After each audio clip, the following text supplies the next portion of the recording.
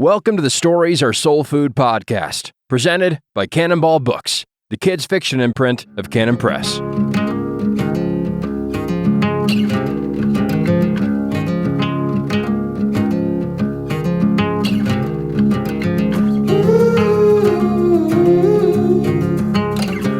What are we talking about, Brian? Welcome, everybody. Welcome back.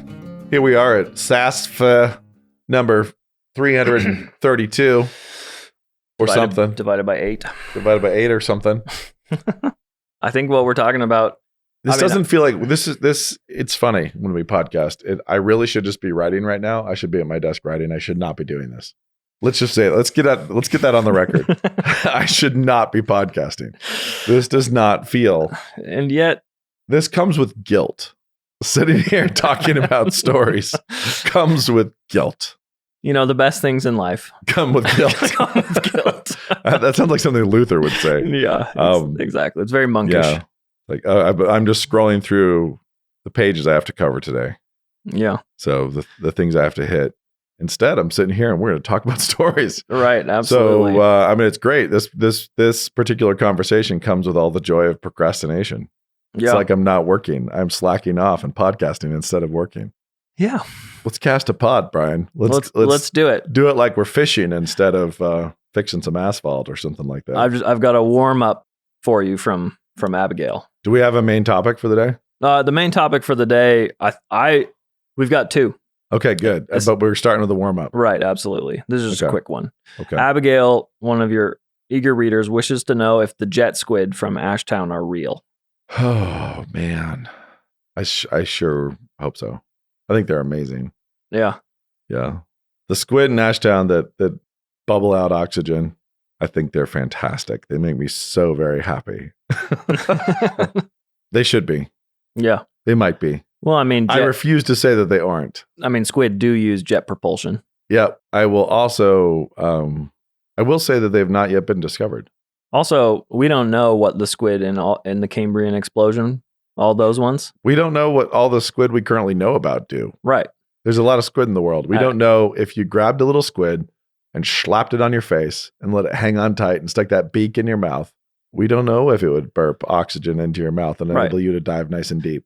Apparently, the majority of God's created squid fossils are fossils. So it's tough to slap a fossil on your face. Yes. And test it out. Yeah. So maybe, just maybe, there's one out there that if you found it and you looked at it and you thought, I wonder if I part these little tentacles and stick this beak in my mouth and put it on top of your tongue, make sure it doesn't rip your tongue out per the Ashdown warnings, and let it hang on tight, and then I can dive and swim underwater and get all this oxygen that I need. Yeah. No, it's, as far as I know, I'm riffing and modifying natural reality for that one, which is what I love to do. I love to take things that, well, actually backing up, back. I'll beep like a truck and back up and say, the fact of this question makes me very happy because I love these squid and I like to write my stories in this world, and I like to write them in a way that makes people think that could be real, and it could be. So these animals could be real. The jet squid, I do not know that those are real, but I know that Jacculus vipers are real.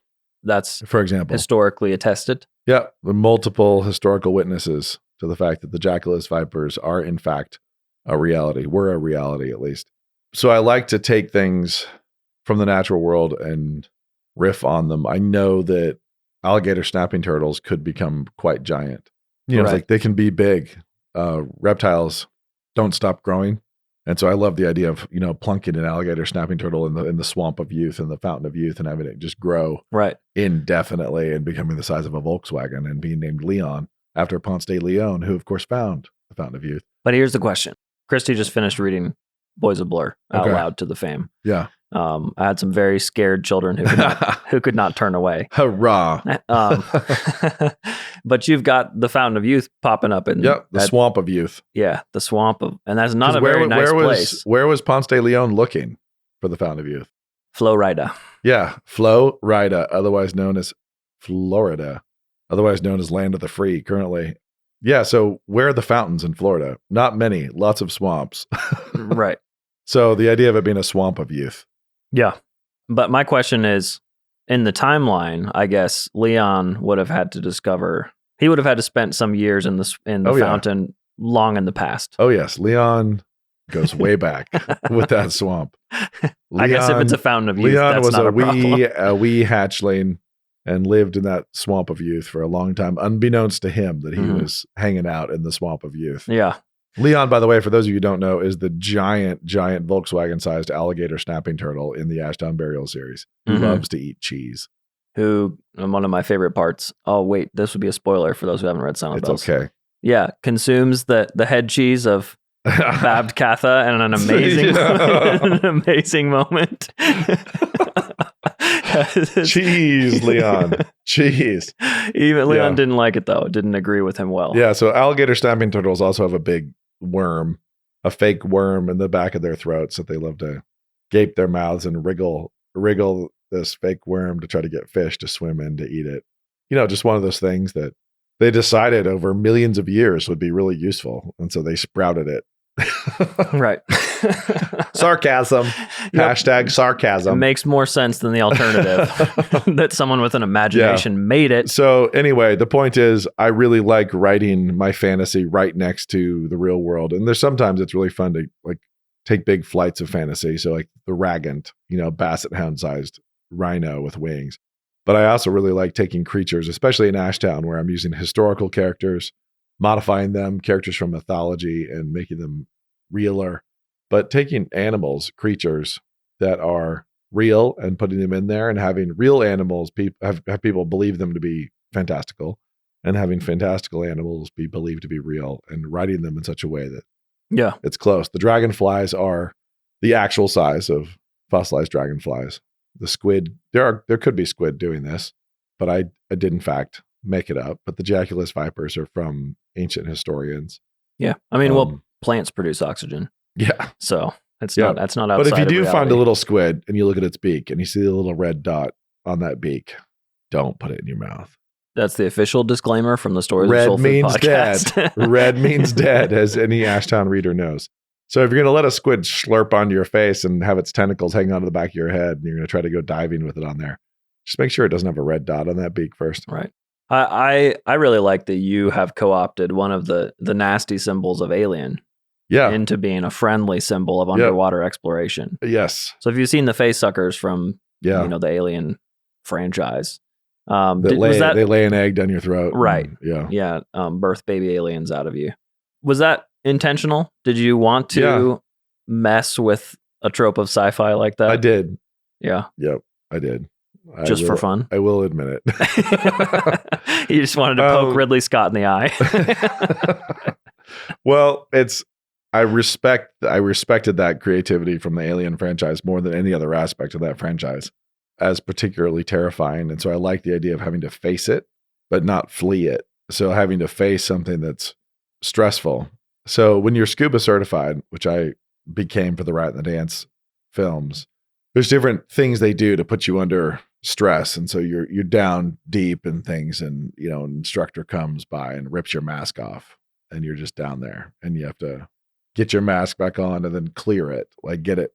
It's full of water now, and you have to successfully clear it. You have to do all sorts of different things. There's a lot more stressful things than that, but there's a kind of claustrophobia that can be created in different aspects of training that you have to just learn to calm down. So remain calm, keep your heart rate slow, breathe slowly. Don't start panting. You'll rip through your oxygen tank. You have to breathe really slowly, keep your movement slow, don't panic or you'll die. It's just so when you're down deep, you're really diving deep, you cannot freak out. You just can't. And there's a lot of different aspects of that when it comes to exploration, and diving is especially that way. And I will say as a side note that there is nothing, I've never felt anything like the pressure of deep water. So when you're down deep and the ocean is pressurizing you and you're down at 120, you're down getting past that and going deeper and hanging. That's probably the deepest I've been, is in that 120, 150 range, maybe 160. But the pressure you feel is so awesome. Yeah. Just this otherworldly almost. Yeah. And the intensity of it that's all on. And you really could just decide to freak out, but I find it incredibly soothing. Like it's very this calming pressure that you're just going to move very slowly and breathe very slowly. And yeah, it's like being swaddled again. Yeah, I love watching your air bubbles flatten. It's like as you exhale, your breath can't form a bubble. It comes out and flattens. Wow. In the pressure, and then turns into this little like jellyfish lid, and it just waddles slowly. And I tell you never to rise faster than your bubbles, to avoid the bends. And you think, well, that's easy. Bubbles go quick. And you're down there and you watch your bubbles and they just fight to rise. It's like they do not rise quickly. Those bubbles just saying, eh.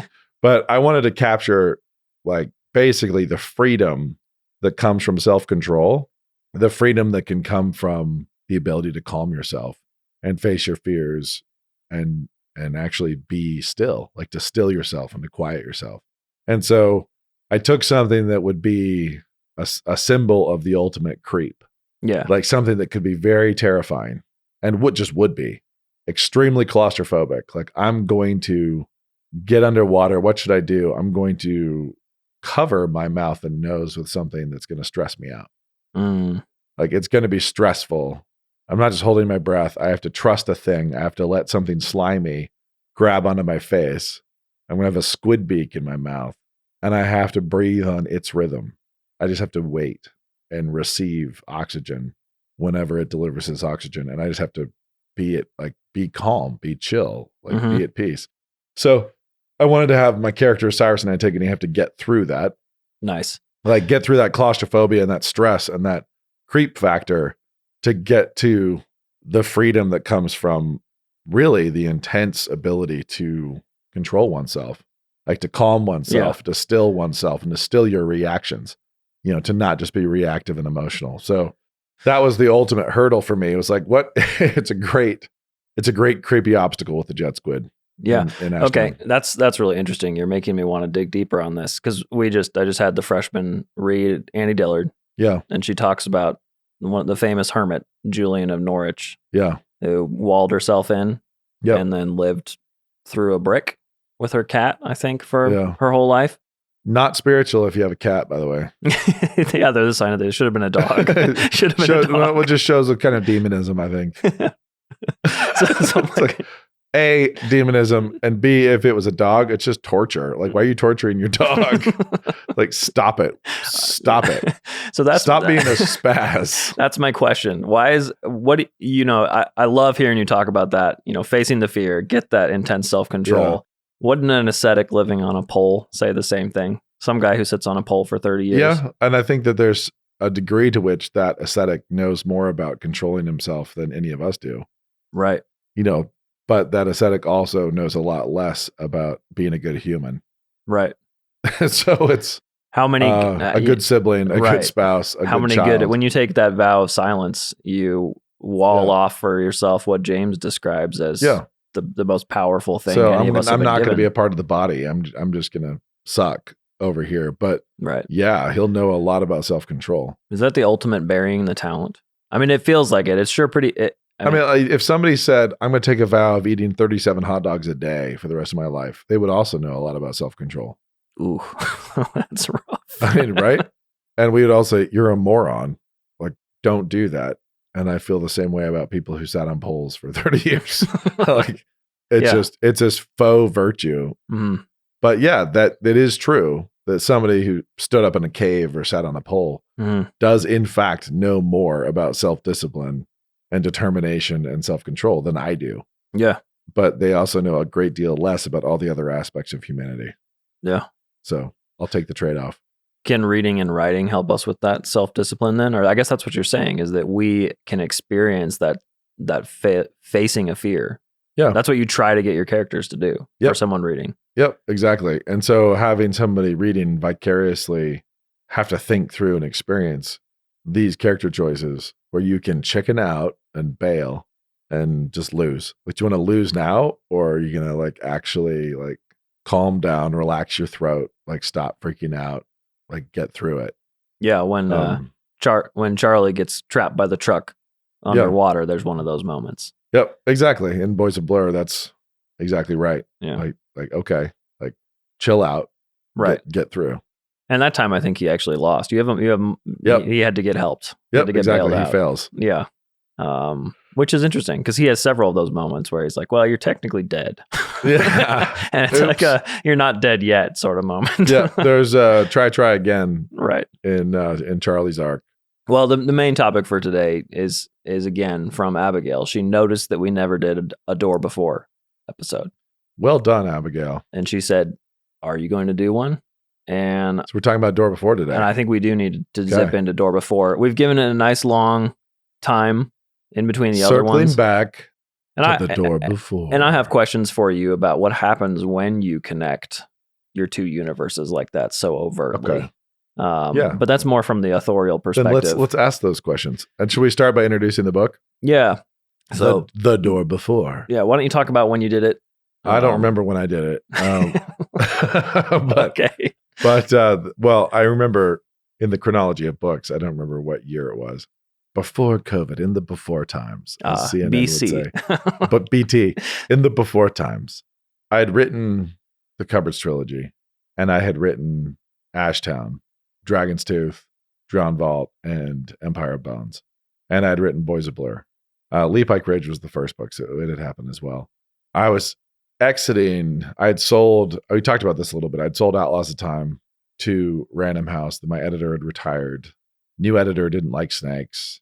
I'd exited Random House with Outlaws of Time and set it up at HarperCollins. So that transition had begun. Random House really wanted another Cupboards novel, but simultaneously wanted to shut down my Ashtown series. So there was this tension that we had where it's like they were done with Ashtown, this series that my previous editor and I had been working on, grinding on. And the reason why they said it was too morbid, too dark. I disagree. Yeah. I mean, is it did they try to even cover that with a business decision, or was it an editorial decision? Is it like, hey, we don't think we want, is it too morbid, too dark? They wanted me working on going in a more like lighthearted, farcical direction, which I never did. And they is a big word, but it's like there were discussions, but it was not a business decision. The first book earned out its advance. It was highly, it was critically acclaimed, featured on NPR, exploded. It's like it's right. It's a big book. Yeah, it was not a failure. However, there was chaos in the design and the covers. Anybody who knows the series knows that. They know that the books were released with different formats.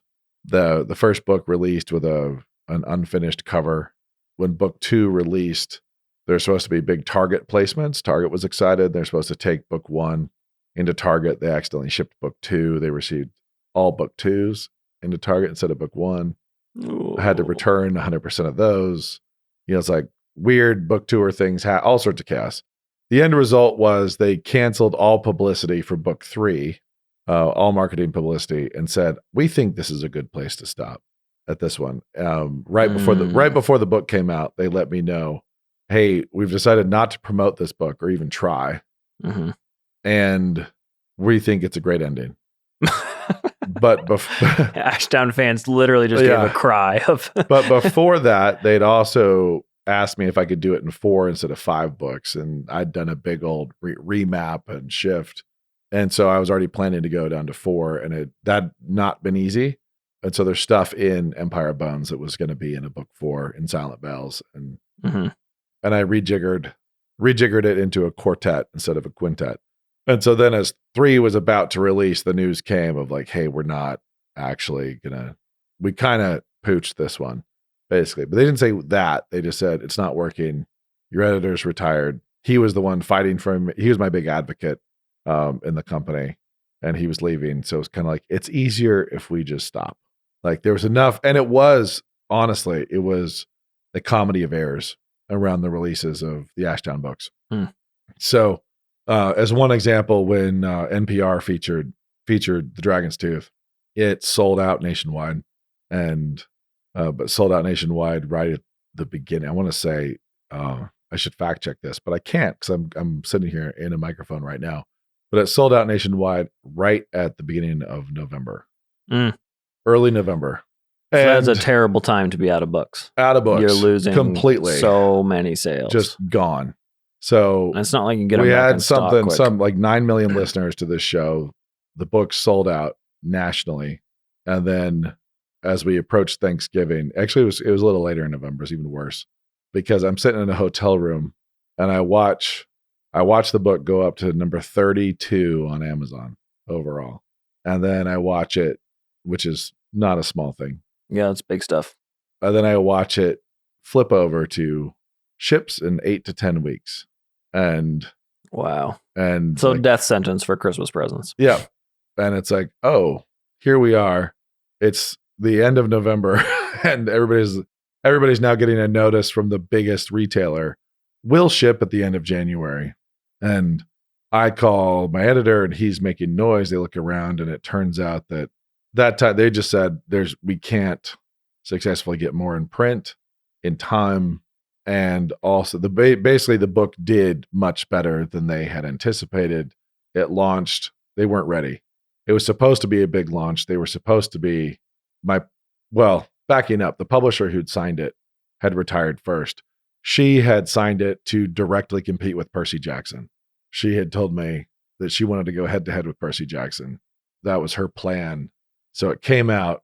We did this big thing. Here goes this massive promotional moment.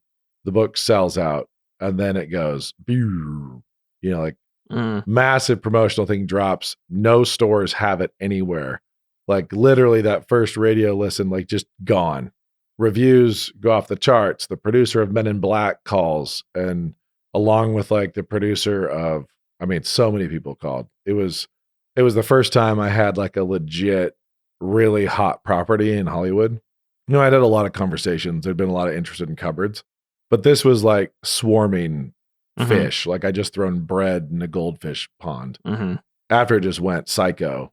The producers who were calling they were every big name, like literally every big name was calling, and all of them are wanting not to option, but to acquire. Let's go. Like which anybody who knows the industry know that's a big deal. Like let's go make this thing. So everything was hot. And then it was like, what happened to the sales? Like you were 30 in the world.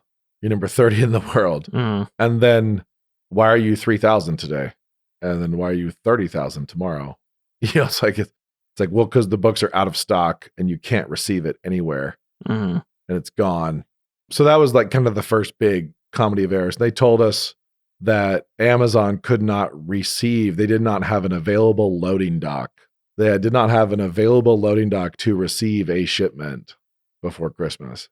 Like everything's like at that time of the year, everything was booked out so incredibly solid. The economy is humming so tight. It's like when you're out at that point. You're not going to be able to rush a restock, or they couldn't get new stuff in print. So anyway, that was like book one.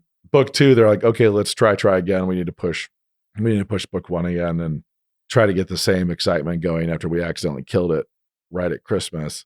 And then they pooched that release and were shipping the wrong books to retailers. And the cover was awesome. I loved the cover of John Vault. The cover of the first one had really struggled. The cover of the second one was amazing. It just ended. Then the cover of 3, by the time 3 was coming out, they were like, you know what? The publisher who'd bought it wanted to go after Percy Jackson was gone. My editor retired, and they let me know they didn't want it to be a quintet. Could we do a quartet? And then they let me know, you know what? Let's just shut it down here. And they said, but they gave me back Outlaws of Time. Like the new team gave me back Outlaws of Time and wanted to shut down Ashdown, which is funny. Any aspiring writers, like you listen to that, like, okay, the biggest piece of media you can get in book publishing is that All Things Considered spot, that NPR spot. Cause you're talking about readers, like, right. People who actually really like to buy books and buy physical books. Although I will say the Starbucks pick of the week was pretty fantastic for Hello Ninja too. Yeah. Although they don't do that anymore, I don't think. No, they stopped. Yeah. But that was first awesome. ever. You have the first ever one. For a book? Is that the first ever ebook pick of the week? Nice job. Well, we came off the top. We made that one count. Yeah. So anyway, at the end of that, all the dust settled on the contracts, and I'm leaving Random House, and all these things are happening, and I've got in all the exits, I had one open volume that I owed Random House, and they wanted a Cupboards sequel, and I wanted to finish Ashtown, and we were at an impasse. And so I said, well, they weren't going to let me finish Ashtown. Like, it was not going to happen, and I was not going to write a Cupboard sequel, but they had paid me money in advance for a book, and that book was going to be Ashtown. It was going to be the next Ashtown volume, and they were not going to receive it. It's like they were like not going to be that anymore.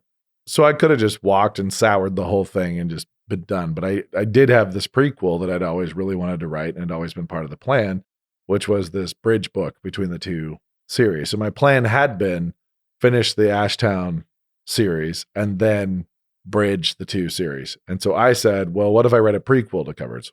And they said, great, as long as it's a Cupboards book. I did not tell them that it was also a prequel to Ashtown. So secrets revealed. Yeah. So, and this is actually really funny because I didn't tell them that it was a bridge book between the two series. I didn't tell them that had always been the plan, but I told them the truth. It was a prequel to Cupboards, and they said, awesome, fantastic. And I got to work. And so I work on this origin story in California, on the coast of California, where I have this family of Smiths, right? Mm-hmm. So the family of Smiths. Well, a lot of people have the last name Smith. Right. Tons of Smiths. Now, tons of Smiths, origin story, California. Okay, this is the backstory of the Smiths family. But the problem is it's also one of the siblings in this family is later going to become the mother of Henry in the protagonist of the Cupboard trilogy.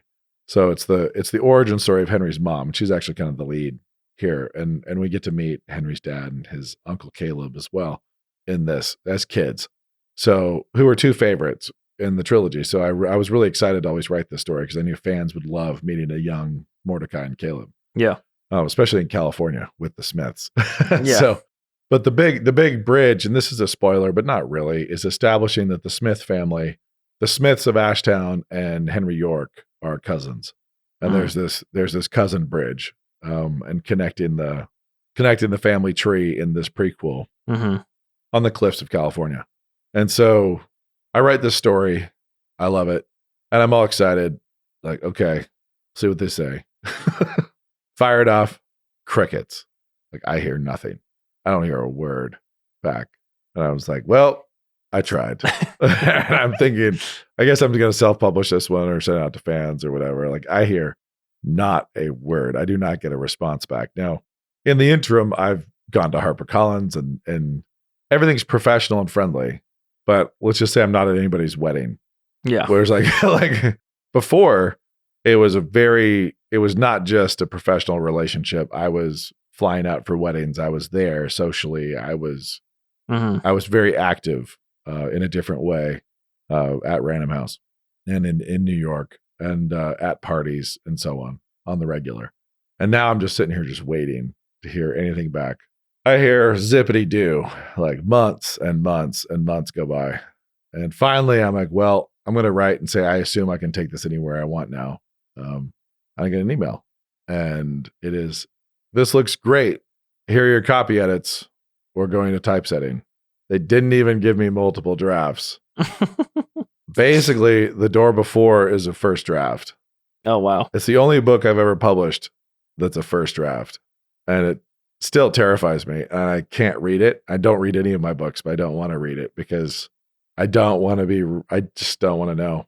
Because it's every first draft. I've never published a book that was less than 3 drafts, three heavy passes.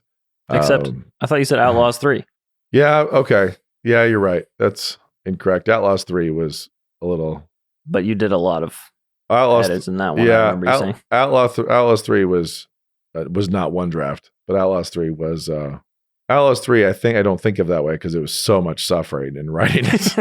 It was so hard. And that one was such a long, like crawling. I felt like I was crawling between the brick pile and the wall with every single brick, like laying those bricks very, very slowly and trimming every one of them like a dying old man. So you did 3 drafts while you were writing the Yeah, first draft. I did at of least. Outlaws. Yeah, Outlaws 3 was a very different process. That was when trying to finish it as I was trying to figure out what the heck was wrong with my head and went right into brain surgery right afterwards. But so this one was just like, it's coming. Oh, and okay, like, ta-da. And then we're rebranding. Also, hey, good news. We're pulling 100 cupboards from Target, which they'd sold it for years and years and years. And it had always sold a ton. And we're rebranding all the covers. So we're going to rejacket all the covers with the door before. And here's the rejackets. And I've told authors ever since then, don't get all precious about your covers. You're going to have covers you hate. And those are the covers I hate. The current ones. Yeah. So they pulled the covers I loved, the original, rejacketed, shut the thing down. I mean, they shut down placements, pulled it all to re-release with the new jackets, and then came back and they're like, Target doesn't want it back. I'm like, well, because it looks stupid now. Oh. And I was like, you took 100 cupboards that looked awesome and you made it look like an app game. It still sells well. It's still clipping along. Looks like the new LOTR trailer. Yeah. So Door Before was this, I really do love the story. I like the story a lot. And I think I know why they didn't give it to me for multiple drafts, because they did not want it to be a giant, fat, whacking, great, big, huge novel. They really didn't. They wanted it the length that it is. And they knew that if I covered multiple drafts, it was going to grow. There was going to be no leaning. It was going to only expand. And I think when they saw that it actually was straddling the worlds, they knew that I'd only be getting in more backstory, not less. So it was kind of like, thank you, this will do. We want 60,000 words, 70,000 words. We do not want 110. They didn't want an Ashdown novel length. They wanted something that was more accessible in the middle grade and kind of a new entry point to cupboards. And people have liked it. So Door Before has done well. Yeah. Well, here's a question I have. It feels like when you have such a distinct flavor, like the hundreds of cupboards, 100 cupboards. The hundreds of cupboards.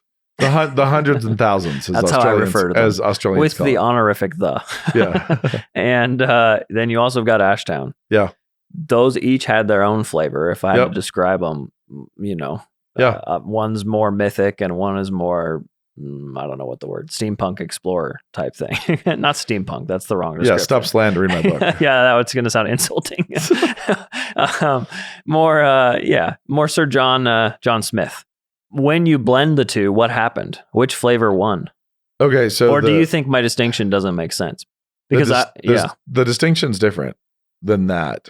So think about the story of cupboards. At least this is how it was working in my head, and this is how I tried to make it work on the page.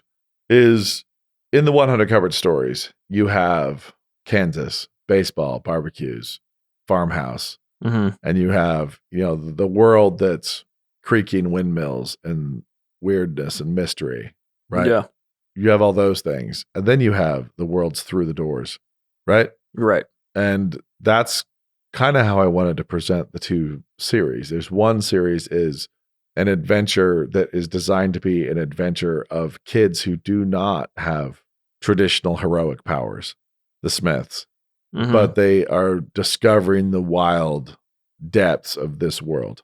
The wild depths of mystery of this world. Wait, Smiths or Smiths? Okay, not then the orcs. The other is a kid, their cousin, who is after discovering the magic of this world, is discovering doors into these other worlds. The more Narnia launch. And so there's the stories of here and the layers of here, and then there's the stories of there. And so Ashtown's elsewhere. Here. Yeah. Cupboards is there. Yeah, okay. And so if you think of it as like in the Narnia Chronicles, the horse and his boy feels very different, right?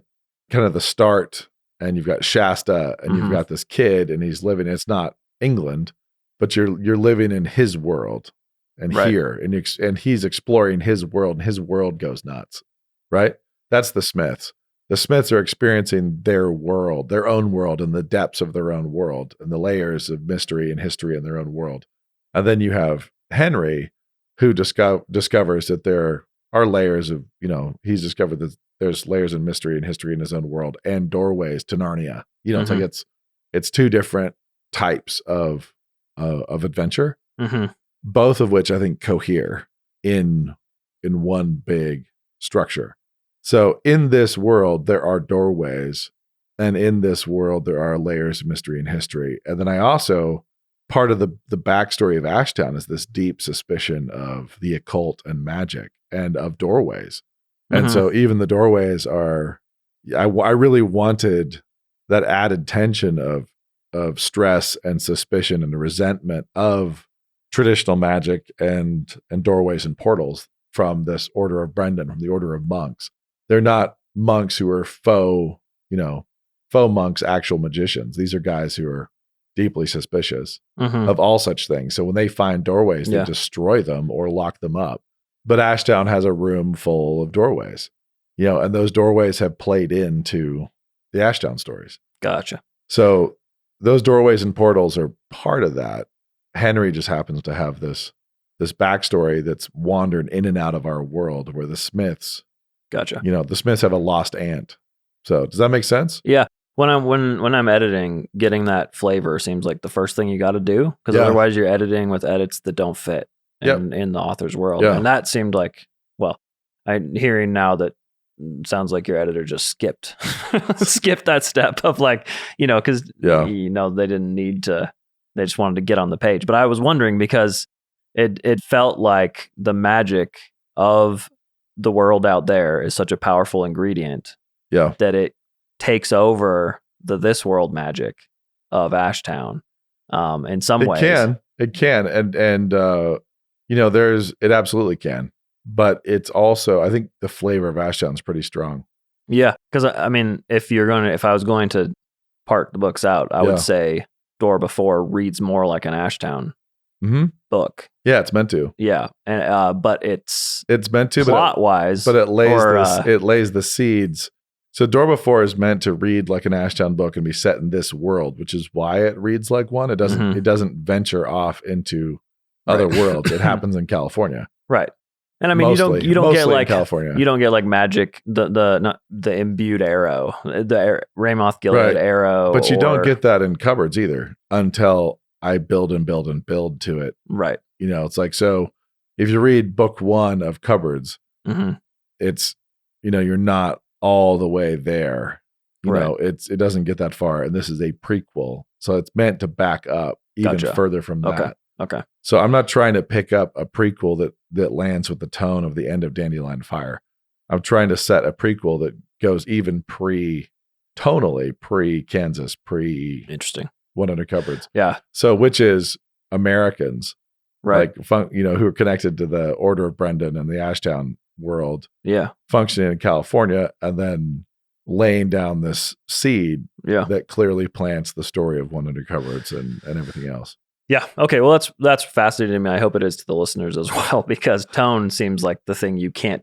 No, I had to pick one. Yeah, it seems like the thing you can't mess with. I picked one that was going to be like, which flavor will this be, and so which one's going to be the primary note, and so which one's going to be the subordinate note that gets planted, and which one's going to be the primary note. And because you couldn't write a book that alternated Ashtown Cupboards chapters. It'd be really difficult. Right. Yeah. It's like, and at least later in the series, you could early, but it'd be hard later. Right. Totally. And so it is really interesting. And the question I've been asked a lot is, were they always the same world? And the answer is yes. They've always been.